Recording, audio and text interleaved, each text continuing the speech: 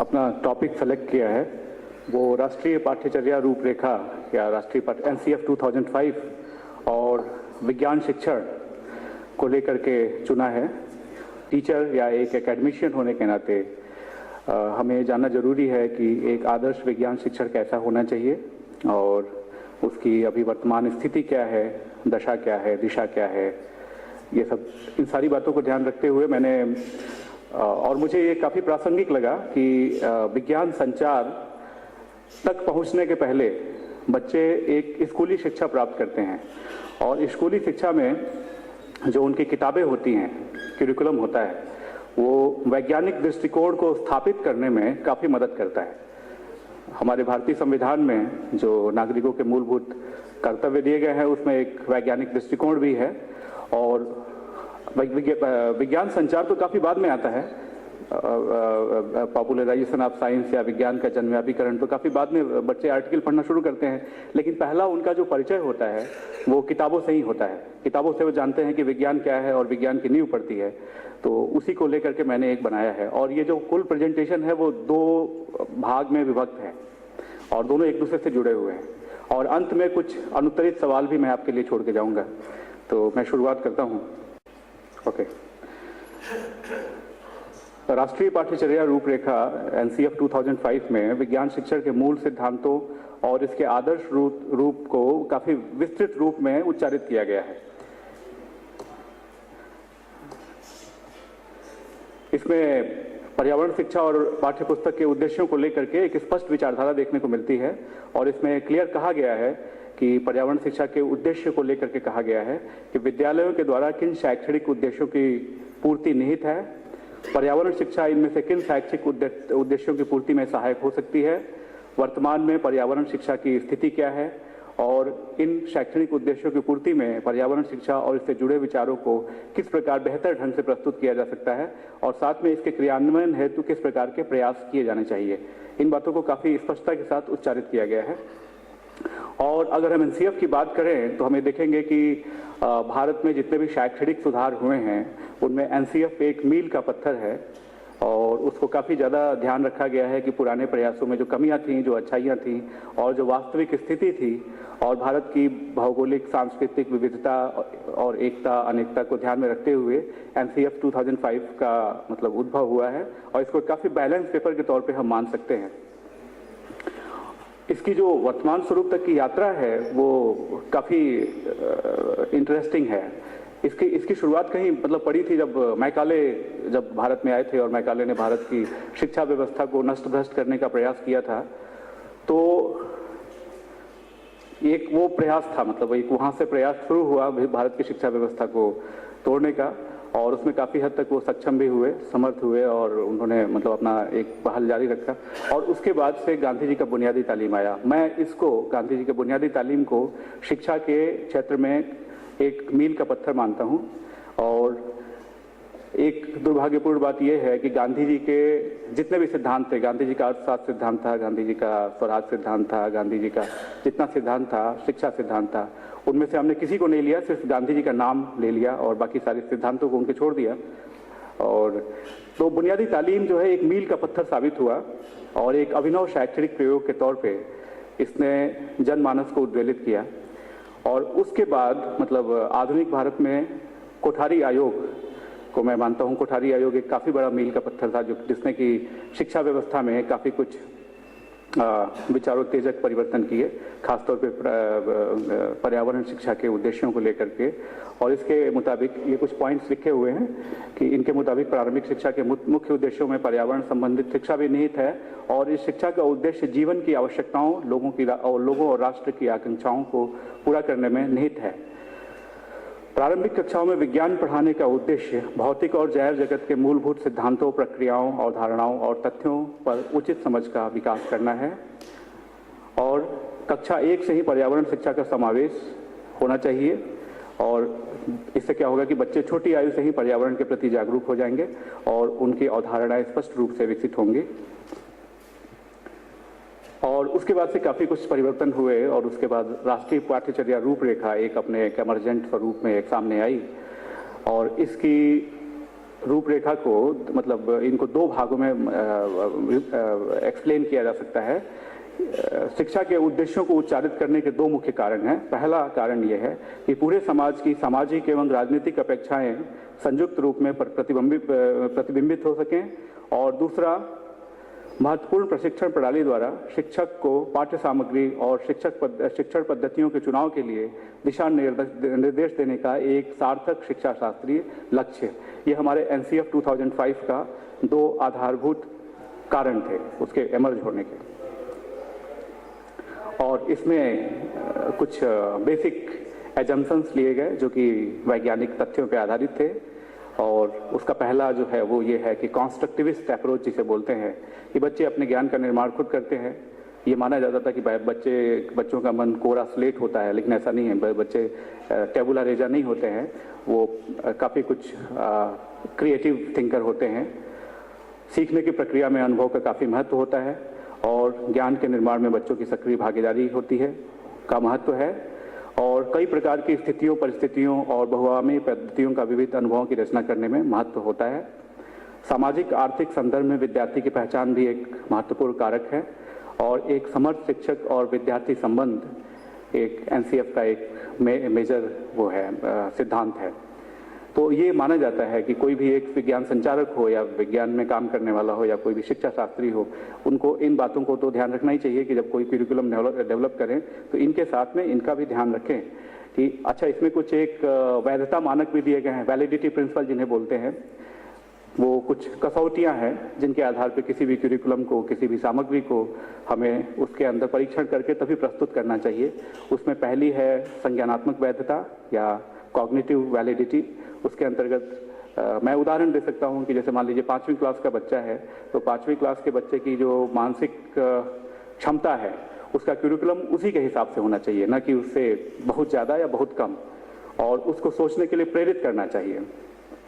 और इसके साथ में जो कॉग्निटिव साइकोलॉजी या संज्ञानात्मक मनोविज्ञान के जो मूलभूत सिद्धांत हैं जो कि ये बताते हैं कि बच्चे या फिर कोई भी सबसे अच्छा किस तरह याद करता है, अच्छा कैसे समझता है, उन बातों का ध्यान रखना चाहिए हमें किसी भी करिकुलम के निर्माण में। और इसके बाद जो सेकेंड आता है वो है कि कंटेंट वैलिडिटी, कि कंटेंट वैलिड होना चाहिए, उसमें फैक्चुअल एरर नहीं होना चाहिए। प्रोसेस वैलिडिटी या प्रक्रिया वैधता, मतलब उसमें एक उचित तौर तरीके का पालन होना चाहिए जिसमें hands on activity, activity based learning और दुनिया भर की चीज़ें आ जाती हैं। एक ऐतिहासिक वैधता भी होनी चाहिए, वो हिस्टोरिकल पर्सपेक्टिव में कितना सही है ये चीज़ देखना चाहिए हमें कि किसी भी कोई विज्ञान का सिद्धांत शाश्वत नहीं होता है।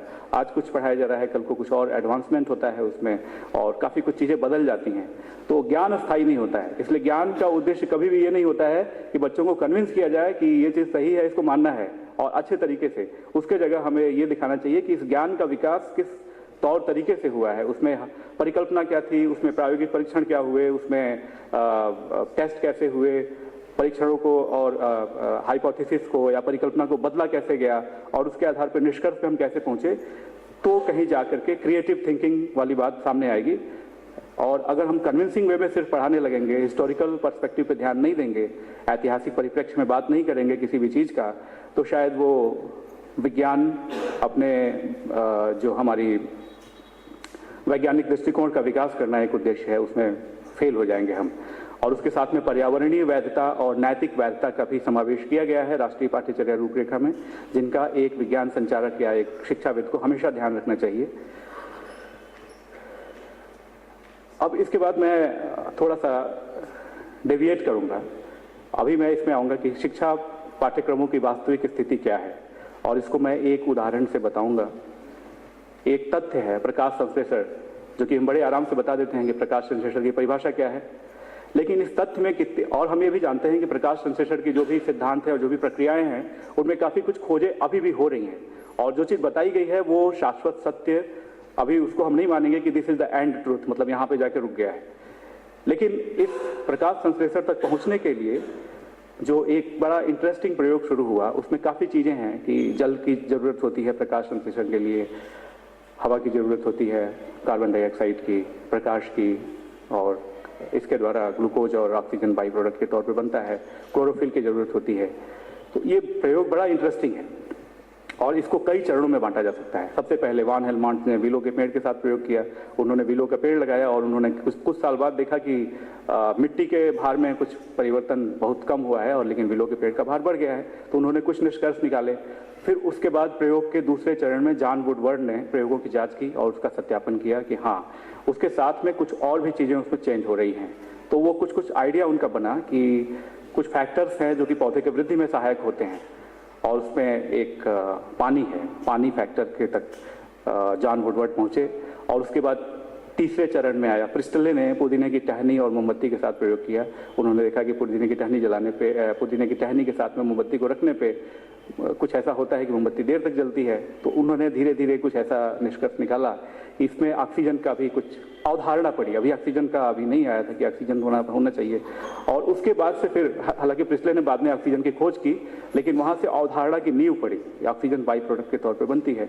और उसके बाद के प्रयोग में इंजन हाउस ने प्रकाश की उपस्थिति और हवा के शुद्ध होने में एक कोरिलेशन अंतर संबंध स्थापित किया। तो इस पे एक आर्टिकल है, मैंने उसको पढ़ा तो बड़ा इंटरेस्टिंग लगा। फिर मैंने उसको कुछ बच्चों के साथ में प्रयोग किए। उनमें हमने अलग अलग चीज़ें उनको दिखाई बच्चों को कि वान हेलमॉन्ट की और जॉन वुडवर्ड की चीज़ों के बेसिक एक्सपेरिमेंट कराए हमने। तो देखा कि बच्चे काफ़ी अच्छे से निष्कर्ष पे पहुंच रहे हैं। और शिक्षकों को भी मैंने ट्रेनिंग में ऐसा कराया। तो देखा कि नहीं, काफ़ी अच्छा उनको एक अच्छा अप्रोच मिल रहा है वैज्ञानिक दृष्टिकोण के विकास की तरफ और परिकल्पना के निर्माण, प्रयोग और उसके बाद के चरणों की तरफ जा रहे हैं। लेकिन अब मैं देखूंगा कि हमारे सीबीएसई की किताब में एक काफ़ी इंटरेस्टिंग फैक्ट है। ये प्रकाश संश्लेषण की जो हिस्टोरिकल पर्सपेक्टिव है उसको कितना ज़्यादा स्थान दिया गया है। उसको एक छोटे से डिब्बे में कहीं किनारे कोने में रखा गया है और प्रकाश संश्लेषण की बड़ी बड़ी परिभाषाओं को ज़्यादा, जो इक्वेशंस हैं उनको काफ़ी ज़्यादा स्थान दिया गया है।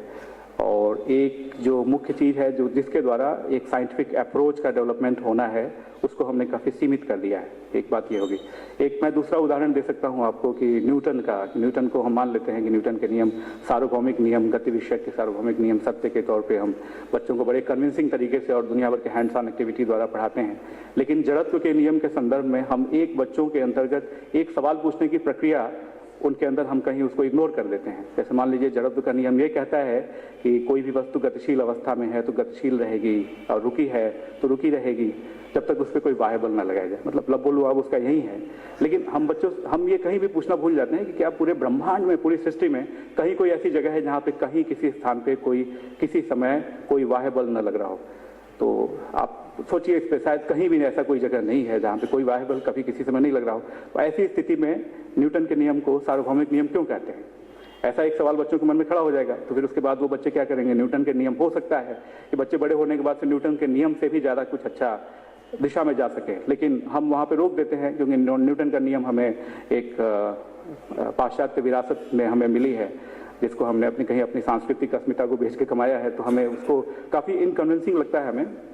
तो ऐसे इनकन्वीनियंट चीज़ों को हम छोड़ करके और अपनी सहूलियत के लिए विज्ञान शिक्षण, जिसका मुख्य उद्देश्य स्केप्टिक और क्यूरियस बनाना है, उसको छोड़ते हुए हम विज्ञान के सिद्धांतों को याद करने में, उनको रटने में, उनको समझने में और उन्हीं तक सीमित रहने में हम कहीं बच्चों को उस दिशा में प्रेरित कर रहे होते हैं। एक और उदाहरण मैं देता हूँ। पिछले 2 दिनों में काफ़ी नदियों पे बात हुई है। गंगा नदी पे एक काफ़ी अच्छा प्रेजेंटेशन था कल हमारे एक साथी का।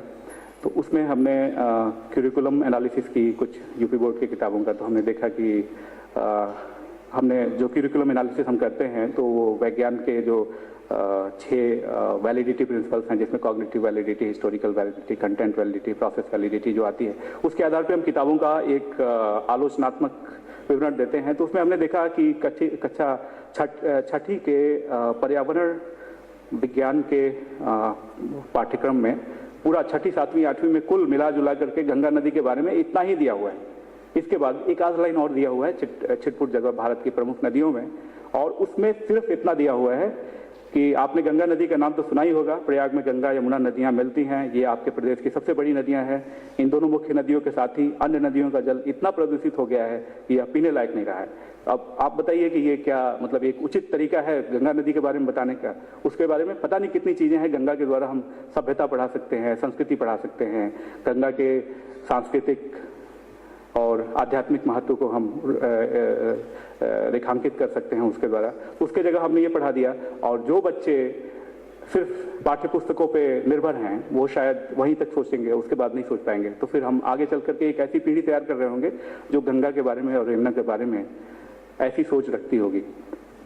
और एक बात और है, जो प्राइवेट पब्लिशिंग हाउस हैं, ऑक्सफोर्ड यूनिवर्सिटी प्रेस और जो दुनिया भर के हैं, वो अपनी किताबों में इतनी अच्छी क्वालिटी रखते हैं कि वो काफ़ी कॉन्ट्रास्ट दिखाई देता है। आप देखेंगे इसमें काफ़ी कुछ चीज़ें ओवरलैप हो रही हैं और पीछे की प्रिंट सामने आई हुई है, चित्र भी क्लियर नहीं है, तो मैंने वहीं स्टॉप कर दिया। मैंने कहा कि अब आगे एनालिसिस उसकी नहीं है।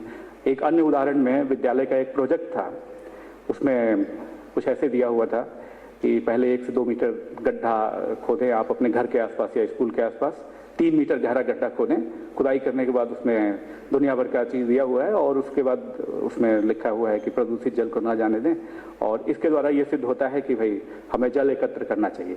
तो अब इसमें कोई भी पूरे स्कूलों में कहीं भी ये प्रयोग नहीं होता है, तो फिर इसका औचित्य क्या है? किताब में इसको दिया क्यों गया है? इसकी जगह कोई ऐसा प्रयोग देते कि जो बच्चे कर पाते, या इसको दूसरे माध्यम से कहते, ये तो कोई शायद व्यवहारिक भी नहीं है ये।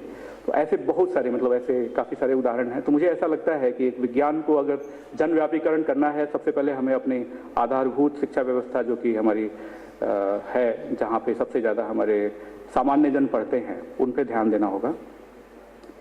और इस पे मैं कुछ अनुत्तरित प्रश्न छोड़ रहा हूँ कि एक तो या तो अच्छा, इसमें राष्ट्रीय पाठ्यचर्या रूपरेखा ने एक आदर्श स्थिति प्रस्तुत की है, और स्टेट का जो रिस्पॉन्सिबिलिटी है उसका ये रिस्पॉन्सिबिलिटी है कि राष्ट्रीय पाठ्यचर्या रूपरेखा से के सिद्धांतों को लेते हुए अपने कल्चरल, हर एक स्टेट में कुछ थोड़ा थोड़ा कल्चरल डिफरेंस है, तो सांस्कृतिक विविधता को ध्यान में रखते हुए उसको अपने पाठ्यचर्या को उसके आधार पर बनाए। तो या तो ठीक से समझा नहीं गया है या फिर हमने बड़ी लापरवाही की है।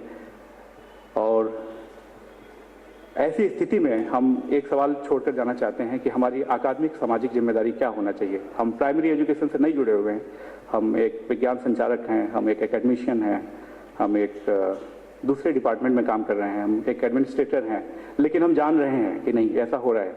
तो ऐसे में हमारी कॉर्पोरेट सोशल रिस्पॉन्सिबिलिटी का नाम तो सबने सुना होगा, लेकिन हमारी सामाजिक अकादमिक जिम्मेदारी क्या होनी चाहिए, इस प्रश्न के साथ मैं अपनी वाणी को विराम देता हूँ। धन्यवाद।